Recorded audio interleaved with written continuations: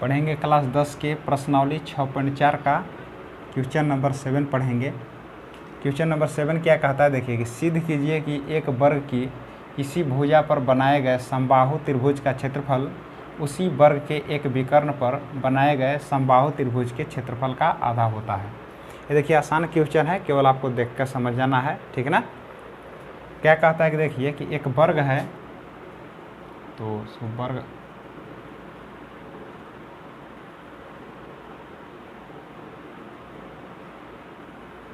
आपका वर्ग हो गया।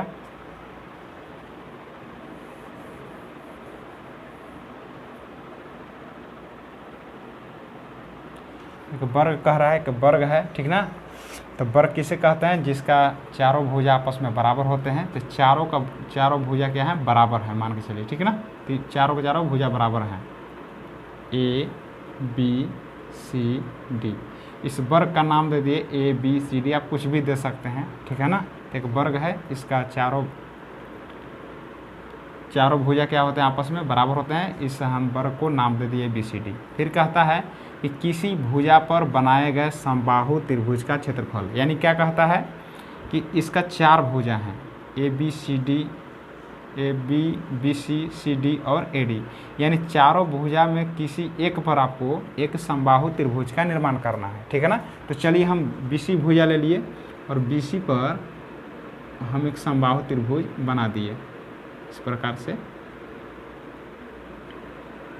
एक समबाहु त्रिभुज बना दिए। तो समबाहु त्रिभुज क्या होता है, यानी चारों के चारों भुजा बराबर हैं। अगर ए भुजा बराबर हैं तो समबाहु त्रिभुज भी होते हैं ना, कि जिसके तीनों भुजा बराबर होते हैं। अगर मान के चलिए कि बी सी ये क्या है, चारों भुजा आपस में बराबर होते हैं। तो ए भुजा बराबर है तो समबाहु त्रिभुज के भी तो क्या होते हैं, तीनों भुजा बराबर होते हैं। तो अगर बी सी बराबर हैं तो ये भी आपके क्या हो जाएंगे, ये दोनों भी आपस में बराबर होंगे, ठीक ना। समझ में आ गया होगा क्या बोल रहे हैं इसे। देखिए ए बी सी डी एक वर्ग है। वर्ग किसे कहते हैं, जिसका चारों भुजा आपस में बराबर होते हैं, मतलब ये चारों भुजा आपस में बराबर हैं। अब क्या है, इस पर एक भुजा पर हम बी सी पर एक समबाहु त्रिभुज बना दिए, ठीक है ना। अच्छा, इसका नाम दे रहे हैं ए बी सी डी, यहाँ पर दे दिए हम ई, यानी बी सी ई एक समबाहु त्रिभुज है। तो समबाहु त्रिभुज किसे कहते हैं, जिसके तीनों भुजा आपस में बराबर होते हैं। मतलब एक भुजा अगर हमें मालूम हो गया जितना है उतना तीनों के तीनों होगा, यानी सभी जितने भी भुजा अभी तक बने सब आपस में क्या है, बराबर हैं, ठीक है ना। समझ में आ गया। इसको लिखना नहीं है ऐसे, ठीक है ना। चलिए इसको मिला दे रहे हैं। चलिए अब क्या कहता है, इसका क्षेत्रफल उसी वर्ग के एक विकर्ण। चलिए ए बी सी डी एक वर्ग है, तो इसी पर आपको विकर्ण खींचना है। तो विकर्ण इसमें दो तरीके से खींच सकते हैं, एक बी डी को मिला दीजिए तो विकर्ण हो गया, और एक ए सी को मिला दीजिए तो विकर्ण हो गया। तो उसी वर्ग के एक विकर्ण, कोई एक विकर्ण ले लीजिए, उस पर भी एक समबाहु त्रिभुज का निर्माण करना है, ठीक है ना। क्या कहता है कि एक विकर्ण पर बनाए गए समबाहु त्रिभुज के क्षेत्रफल का आधा होता है, यानी एक विकर्ण पर आपको एक समबाहु त्रिभुज बनाना है। विकर्ण पर एक भुजा पर बनाए थे, तो विकर्ण आपका बनता है बी डी और एक बनता है ए सी। तो दोनों में से किसी एक पर बनाइए। तो चलिए हम ले लेते हैं ए सी ना। तो ए सी आपका ये विकर्ण हो गया। इस पर क्या करना है, एक समबाहु त्रिभुज बना देना है। तो एक समबाहु त्रिभुज उसी प्रकार से बनाइए कि जितना बड़ा ए सी भुजा है, ठीक ना, विकर्ण है, और उतना ही बड़ा आपका तीनों का तीनों भुजा होगा। यानी समझना है कि ए सी का जितना बड़ा आपका विकर्ण है, ये तीनों भुजा उतना ही है, ठीक ना। तो क्या हो गया, तो ये बी सी डी ई, इसका नाम दे देते हैं ए। अब समझ में आ गया होगा। आपका एक भुजा पर बनाए हैं एक समबाहु त्रिभुज, और एक विकर्ण पर एक समबाहु त्रिभुज बनाए हैं, ठीक ना। तो समबाहु त्रिभुज का मतलब ही होता है कि इसके तीनों भुजा आपस में बराबर होते हैं। तो सबसे पहले जो दिया है उसको हम लिख लेंगे, यहाँ पर लिखेंगे, दिया है कि ए बी सी डी एक वर्ग है, ठीक है ना। वर्ग बोला है, ए बी सी डी एक वर्ग है। फिर क्या बोलता है कि जो बी सी जो भुजा है, इस पर क्या है, एक समबाहु त्रिभुज है बी सी ई, यानी लिखेंगे एक त्रिभुज बी सी ई, और त्रिभुज क्या बनाए हैं, ए सी एफ, त्रिभुज ACF दोनों समबाहु त्रिभुज है, समबाहु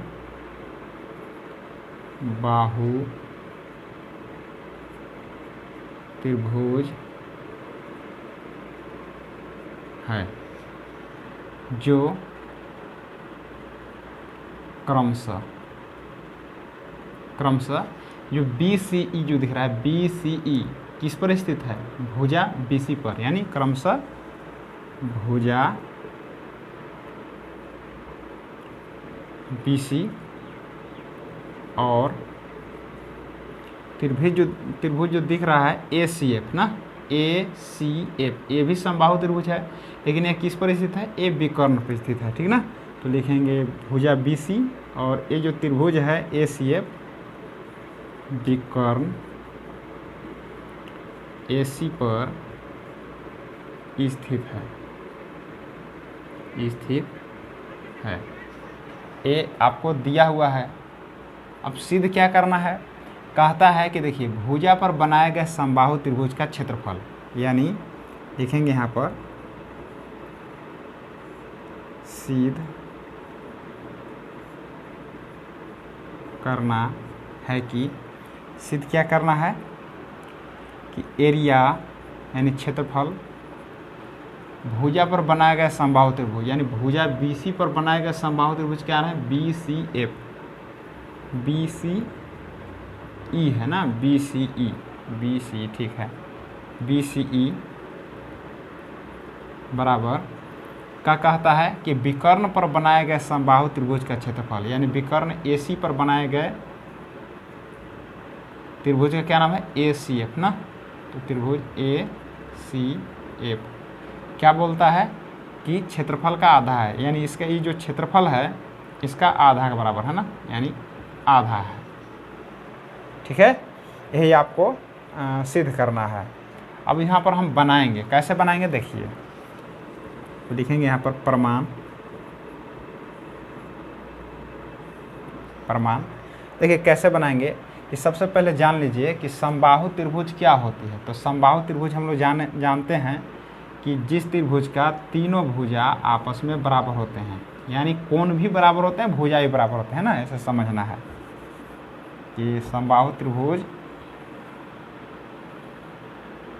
भुजा तो बड़ा छोटा हो सकता है, ठीक है ना, फिर भी एक अनुपात में होगा तो भी तो समबाहु त्रिभुज हो जाएगा।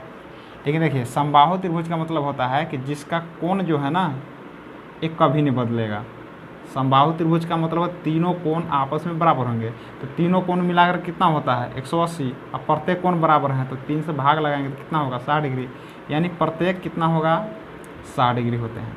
यानी एक समबाहु त्रिभुज का प्रत्येक कोण कितने होते हैं 60 डिग्री। तो ये भी कितनों बड़ा आप समबाहु त्रिभुज बनाइएगा तो वो भी क्या होगा 60 ही 60 तो होगा। बड़ा समबाहु बनाइए या छोटा बनाइए, ठीक है। तो समबाहु त्रिभुज का प्रत्येक कोण कितना होता है 60 डिग्री होती है। तो हम लोग तो पढ़े हैं नियम ना कि ये समरूपता कसौटी समरूपता दिखा सकते हैं ना कि ए से ए समरूपता कसौटी से ये क्या हो जाएंगे समरूप हो जाएंगे। तो हमको अगर क्षेत्रफल निकालना है तो सबसे पहले क्या बनाया जाता है कि ये समरूप दिखाना पड़ता है। तो एक आपका छोटा क्षेत्रफल हो गया, यानी छोटा त्रिभुज होगा BCE और बड़ा त्रिभुज हो गया ACF। अगर दोनों को अगर समरूप दिखा देंगे तो इसका क्षेत्रफल आराम से हम निकाल सकते हैं, ठीक ना।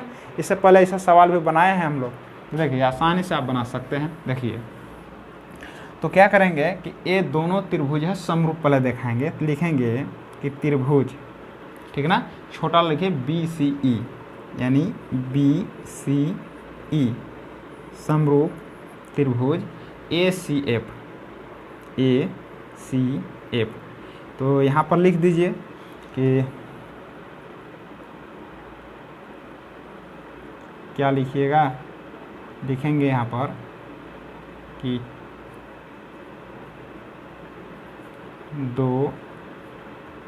दोनों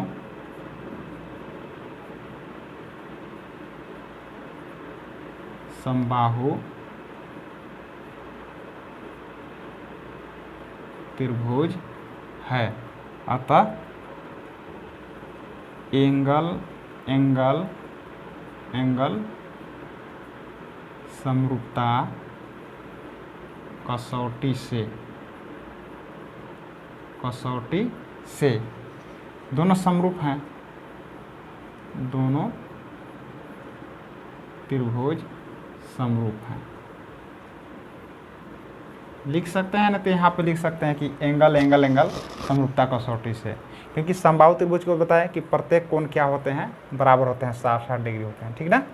तो अब देखिए यहाँ पर अब दोनों का क्षेत्रफल निकाल सकते हैं। अच्छा, परिमेय हम लोग 6.6 में पढ़े हैं कि यदि दोनों त्रिभुज समरूप हैं तो इनके क्षेत्रफल का अनुपात क्या हो जाएंगे, क्षेत्रफल का अनुपात, यानी लिख सकते हैं कि एरिया त्रिभुज BCE, एरिया त्रिभुज ACF, तो 6.6 क्या पढ़े हैं, तो ये दोनों का जो क्षेत्रफल होते हैं इनके संगत भुजा के, यानी संगत भुजा क्या होंगे, यानी BC, इसमें BC होगा, इसमें बन जाएंगे AC, संगत भुजा के अनुपात के वर्ग के बराबर होते हैं। इसका भी निकाल सकते हैं, C लेंगे तो इसमें हो जाएगा CF, इसके अनुपात के वर्ग के बराबर होंगे। और एक है BE, B, और इसमें हो गया BE, तो इसमें ले लेंगे AF, F के अनुपात के वर्ग के बराबर होते हैं। ये हम लोग कहाँ पढ़े हैं, परिमेय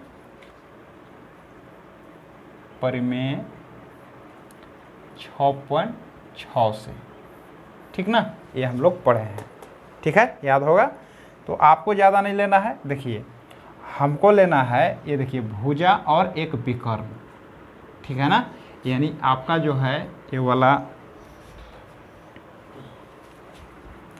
ये जो देखिए BCE आपका छोटा त्रिभुज है, ठीक ना, समबाहु त्रिभुज छोटा वाला है, और ACF जो दिख रहा है ना इधर, ये आपका बड़ा वाला त्रिभुज है, ठीक है ना। इसी का हमको क्षेत्रफल का अनुपात निकालना है, ठीक, बात समझ में आ गया होगा। ये छोटा वाला है, बड़ा वाला है। अब देखिए आपको करना क्या है कि हमें क्या निकालना है, ये तो हम तीनों का तीनों बराबर होते हैं, यानी क्षेत्रफल एक इसके बराबर है, ये क्षेत्रफल दिया हुआ है इसके भी बराबर है। तो हमें देखिए क्या है कि ये जो है भुजा है और एक विकर्ण है। देखिए भुजा क्या है, BC है, और विकर्ण क्या है, AC। तो हमको इस पर ही बनाना है, ठीक ना, तीनों पर जिस पर हमको जरूरत है उस पर बना लेंगे। तो देखिए BC² बट्टे AC², इस पर हम बना रहे हैं। तो क्या लिखेंगे कि BC बट्टे AC का होल स्क्वायर, यानी इस पर ही हम बना रहे हैं, ठीक ना। तो लिख सकते हैं यहाँ पर एरिया त्रिभुज BCE, एरिया त्रिभुज ACF ना। तो देखिए अब जिसको चाहे उसको प्रयोग कर सकते हैं, लेकिन हमें ज़रूरत इसको है, इसलिए इसको ले लिया हम, साफ सी बात है, ठीक है। अब देखिए ये तो आपको BC दिया हुआ है, भुजा है, और AC क्या है, विकर्ण है। तो देखिए एक वर्ग देखिए बताना है, इसको आप बना भी सकते हैं। देखिए ये आपका वर्ग हो गया, हिस्सा बन रहा है वर्ग में, चारों भुजा बराबर होना चाहिए, ऐसा बना लीजिए। तिरछा में दिक्कत हो रहा है। देखिए ये वर्ग मान के चलिए वर्ग है जिसका चारों भुजा बराबर है। जिसका जब मान के चलिए अगर वर्ग चारों भुजा बराबर है तो मान के चलिए कि ए मान के चलिए भुजा ए है, तो ये भी ए होगा, ये भी ए होगा, और ये भी ए होगा, ठीक है। अगर इसका हम विकर्ण को खींचे इस प्रकार से, ये देखिए खींच लिए हम, ठीक है। इसका नाम दे देते हैं A, B, C और D, ठीक है। इसका विकर्ण क्या होगा, AC। अगर हमें विकर्ण निकालना होगा, ठीक ना, AC, तो हम किस फार्मूला का निर्माण करेंगे। देखिए तो वर्ग का, देखिए वर्ग जो होता है ना, ये प्रत्येक कोण 90 डिग्री होता है, ठीक है। तो ये आपका समकोण त्रिभुज बन गया, यानी त्रिभुज कह सकते हैं कि ABC में ये समकोण त्रिभुज है ना, समकोण त्रिभुज हम लोग पढ़े हैं कि वह त्रिभुज जिसका एक कोण 90 डिग्री होता है। 90 डिग्री तो है, तो इसलिए समकोण त्रिभुज है। तो इसमें पाइथागोरस प्रमेय लगा लेंगे, यानी विकर्ण जो है कर्ण बन गया, ठीक ना। एक कर्ण हो गया, ये लंब हो गया, ये आधार हो गया। तो हम लोग पढ़े क्या है पाइथागोरस में, तो क्या पढ़े हैं कि कर्ण आपका जो नाम लिख रहे हैं कर्ण, यही आपका विकर्ण है, ठीक है ना। यहाँ पर विकर्ण है, देखिए ये चीज़ तो है, ए सी क्या है, विकर्ण है, यहाँ पर कर्ण लिख रहे हैं, तो कर्ण का वर्ग बराबर क्या होता है, लंब का वर्ग प्लस आधार का वर्ग। हम इसी शॉर्ट में बता दे रहे आपको। तो आपका जो ए सी है यही कर्ण है, वो विकर्ण भी बोल सकते हैं इसको आप। तो लंब क्या है, बी सी, आधार क्या है, ए बी, दिख रहा होगा, ठीक है। तो अब देखिए इसका वर्ग यानी ए सी रहेगा। ए सी आपको समझना कि ये क्या है, ए विकर्ण है, ठीक ना। तो बी सी का मान क्या है, ए है, ए का स्क्वायर, ए बी क्या है, ए का स्क्वायर। अब यहाँ पर देखिए ए सी का स्क्वायर बराबर, इसको हम जोड़ेंगे तो कितना हो जाएगा, 2a²। अब यहाँ से स्क्वायर को अगर हम हटा दें तो इधर क्या आ जाएगा, रूट आ जाएगा, यानी ए सी बराबर रूट आ जाएगा। स्क्वायर को अगर हटाएंगे उधर तो यहाँ क्या आ जाएगा, रूट हो जाएगा 2a²। तो हम लोग पढ़े हैं वर्गमूल, देखिए 2 का वर्गमूल नहीं निकलेगा, ठीक ना, इसलिए ये रूट में ही रहेगा। लेकिन देखिए हम लोग पढ़े हैं कि स्क्वायर से रूट खत्म होता है, स्क्वायर से रूट खत्म हो जाएगा, ठीक है ना। तो ये क्या हो जाएगा, ये केवल ए बचेगा, यानी √2a। यानी हम कह सकते हैं कि जो विकर्ण जो होता है, यानी सिर्फ किसका, वर्ग का विकर्ण बराबर √2a होता है, ठीक है ना। तो इसको आप याद भी कर सकते हैं या निकाल भी सकते हैं, तो कोई दिक्कत नहीं है। तो वही चीज़ यहाँ पर हम लगा रहे हैं कि देखिए क्या लगा रहे हैं, देखिए ये जो आपको बी सी है, बी सी स्क्वायर लगा दिए, ये लिख दिए हम बी सी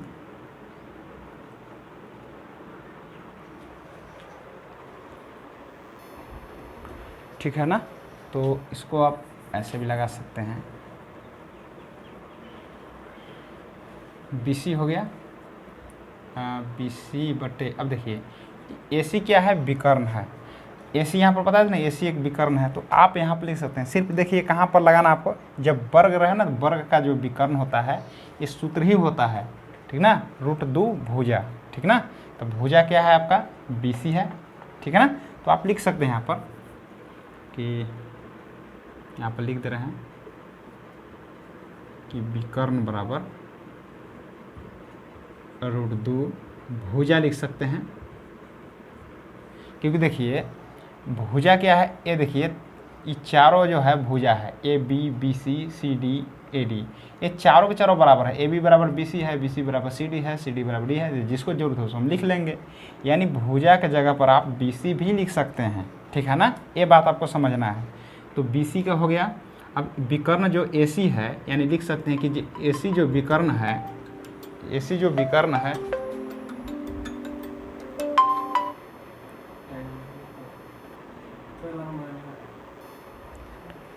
ए सी जो विकर्ण है क्या लिख सकते हैं कि √2 हो गया। और भुजा तो आप किसी को लिख सकते हैं ना, तो बी सी आप भुजा लिख लीजिए, यानी √2 बी सी लिख सकते हैं, ठीक है, समझ में आ गया होगा। तो बी सी हो गया। अब ए सी की जगह पर क्या लिख दे रहे हैं हम, √2 बी सी, इसका हम वर्ग कर लिए। तो एरिया त्रिभुज बी सी ई, एरिया त्रिभुज ए सी एफ बराबर, अब बी सी का 2 बार गुना करेंगे तो हो जाएगा बी सी का स्क्वायर। अब रूट और स्क्वायर इसी कट जाता है, ठीक ना, या √2 गुना √2 2 बार कीजिए तो √4 आएगा। इस प्रकार से √2 बी सी गुने √2 बी सी, √4 हो गया बी सी स्क्वायर। 4 का वर्गमूल क्या हो जाएगा, 2 और B C square, B C square cut जाएगा, यानी क्या बचा, 1/2 बचेगा, ठीक है ना। अब इसको क्या करेंगे हम, कहाँ पर बना दें इसको, चलिए इसको हम मिटा दे रहे हैं।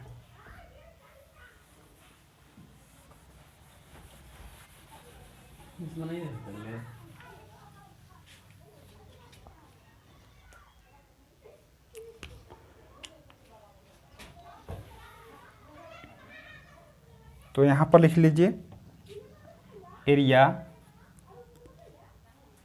त्रिभुज बी सी ई, BCE बराबर 1/2 है, 1/2 हो गया।